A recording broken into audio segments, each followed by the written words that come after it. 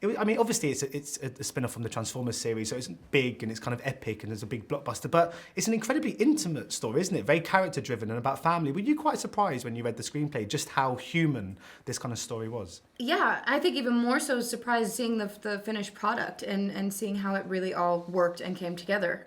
You know, on the page it felt like something really special, and again, it's amazing to see something like this come to life. I remember seeing it for the first time and feeling like I was watching a movie for a script I didn't read, because it was just so much was going on that obviously wasn't happening while making this film, but it truly is something really special. It's got a lot going on and a lot for everyone.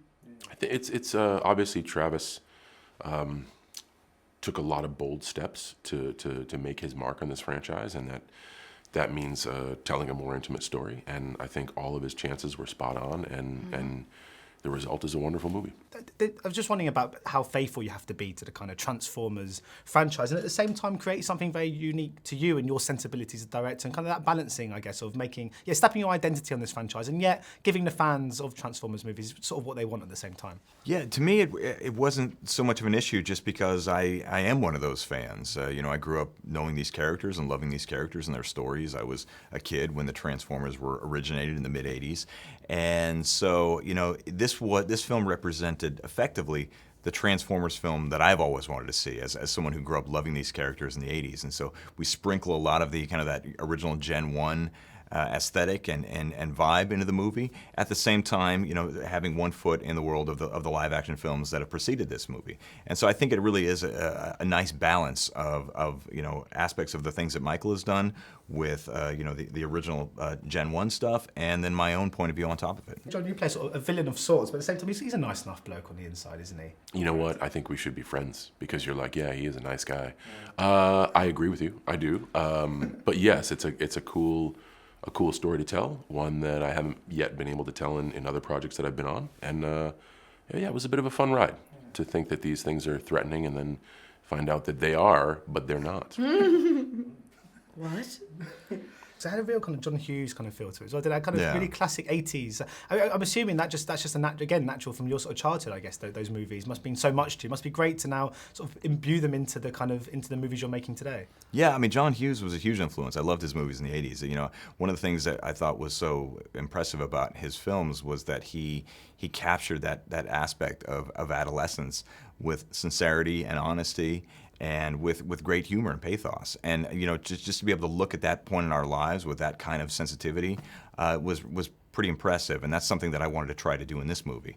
And also at the same time, you know, it is something of a love letter to the greatest films of that decade, which are the Steven Spielbergian coming-of-age films, the Amblin films. That was something that I definitely wanted to pay tribute to in this movie. Not the least of which because Steven Spielberg's name is emblazoned on the top of this movie. It's a kind of old, sort of classic cinematic trope, isn't it? It's the same as sort of E.T. or even How to Train Your Dragon. It's this idea that a human being sort of befriends something that people are afraid of. You know, it's that. What do you think it is about that narrative? I guess that structure that appeals to us so greatly as audience members. Because everyone in their life has been misunderstood. And I think when you use an alien, a giant dragon, a talking car robot, that is something that is easily interpreted as misunderstood. We all have those. Charlie goes through that arc of trying to find herself, and the fact that she's missed, nobody understands her. Like, that's a common emotion we all go through in life. And when you put it to something so mystical, it's easy to be like, they just don't understand him, he's great. And I think that's what makes those movies so powerful, because you get this thing that's misunderstood, and then you get this force that understands the thing that's misunderstood, and you have relationship and connection, which means you go on this cool emotional ride. Yay, movies. Because and another name that is Michael Bay's, of course. Now, Yes. this is, he's obviously, I've interviewed him before. He knows exactly what he wants. Very meticulous filmmaker, and this is something that is very much his baby, the Transformers franchise. Just wondering about how much freedom did he just have to sort of let you back and just do your own thing? And because I guess when it comes to the Transformers, anything related to Transformers, it's something he must feel naturally quite protective over. Yeah, of course he would. I mean, he's been the shepherd of this franchise for the last 10 years. And yet, at the same time, he understood that this was a different kind of a film with a different director, and he knew that this had, every film, if it's going to succeed, while filmmaking is a collaborative medium, and there's a whole host of artists and craftspeople who bring these things to life, in the end, for a film to succeed, it needs one point of view. It needs, one set of eyes, one set of hands guiding the ship. And Michael and I sat down at the outset. He talked me through his philosophy on Transformers, but then he essentially said, "This is your movie," and his role as a producer was to protect the vision of the director. And he was an absolute dream to work with because he let me do my thing and he offered me guidance where appropriate, and then he protected the film, which I was really appreciative of. Because Hailee, I mean, obviously your character is misunderstood, and in the same way that in the Edge of 17, that character had sort of going through a sort of similar thing. And I was reading that Kelly came on board to do a sort of rewrite. I mean, I'm assuming that was obviously something that you had something to do with. Yeah, no, absolutely. It was amazing to have all of these conversations with Travis, and then with Kelly and Travis, with Kelly separately, and really develop this character's voice. Kelly has an incredible way of making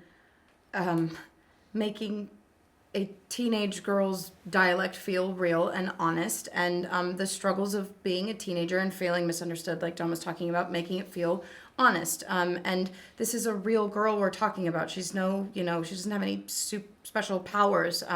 This is a real person that's facing real struggles every day of her life, and is just looking to be seen. And interesting, I thought you've removed kind of Bumblebee's voice in this movie. So, but for the most part, just wondering. I mean, that's the one place where you truly get a sense of the emotion in the character. Just wondering about the challenge in portraying and displaying those emotions through that character when you've taken away his kind of greatest tool to do so. It's an old animator's trick. I mean, as animators, that's what we do. We try to evoke emotion through facial expression, through gesture, through body language, and knowing that a character wasn't going to be able to communicate through speech, it just meant all those different tools that you would have at your disposal. The simplest tool, which is speech, is gone. So how can you communicate these ideas? And that's just something that animators do. We imbue inanimate objects with life. So that wasn't really much of a challenge. It's always a bit of a challenge to bring something to life that doesn't have any. But when it works, I think it's cinematic magic. And also, I mean, there's a real nostalgia to the era that this is set. And that must be one you feel like an era, even though you weren't around for, you must feel like you know sort of quite well, having kind of lived in it through this movie. And what do you think it is about this kind of 80s John Hughes sort of era that we seem so fond of now? We sort of look back so fondly over that kind of time period. I have a theory that it is time. It's been 30 years, and the generation like myself that lived through all that stuff look back on the past with a sense of fond nostalgia, and generations who weren't alive, especially from how far we've come from a technology standpoint to a connection standpoint, they can look back on that and be like, well, really, what was it like? Because the millennium is so close and we can remember it, but the 80s are just far enough away to be inquisitive, but also like nostalgic, like you said. So how was it doing your first live action film? Because I guess when you're doing an animation, anything's possible. You just have to draw it or just put it on it. But in this, I guess there might be things you want to do where you've actually we've got to build that. I guess it must mean there must be more restrictions, but at the same time, it must be quite an exciting kind of problem to have, I suppose. More restricted? Yeah, I don't know that I would necessarily look at it through that lens. It's it's just a different way of making a movie. Obviously, I mean in animation the pace is glacial. It took me 5 years to make Kubo and the Two Strings. In this film we were done with principal photography in a matter of months, and so the pace is just much more urgent. And because of that pace, because of that speed, there is this palpable energy on set. And sometimes it's stressful. A lot of times it's very stressful. But at the same time, it creates a fertile ground for spontaneity and improvisation and happy little serendipitous moments that you couldn't necessarily have planned. And I think that's when the film really springs to life, when something real, something true, something honest, and something unexpected happens in front of the lens. And I think that is one of the magical parts of live action filmmaking. I think anyone who's kind of got toys from growing up, they'll find a transformer of some kind in this kind of box of it. Do you guys keep any of your old toys from your childhood? Have you got any kind of special ones that you've never been quite able to throw away? Guilty.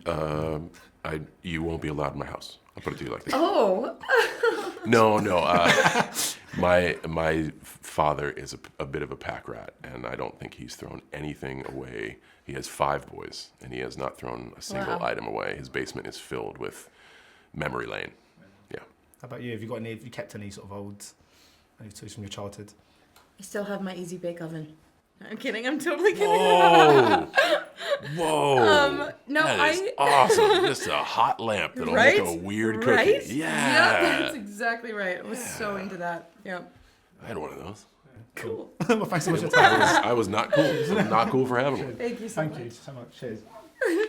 This will make Bake it oven. weird. Yeah. Good for you. Ladies and gentlemen, you're watching Hey You Guys! Hey, you guys, huh? Hey, you guys. Is that from the Goonies? It is indeed, yes. Nice.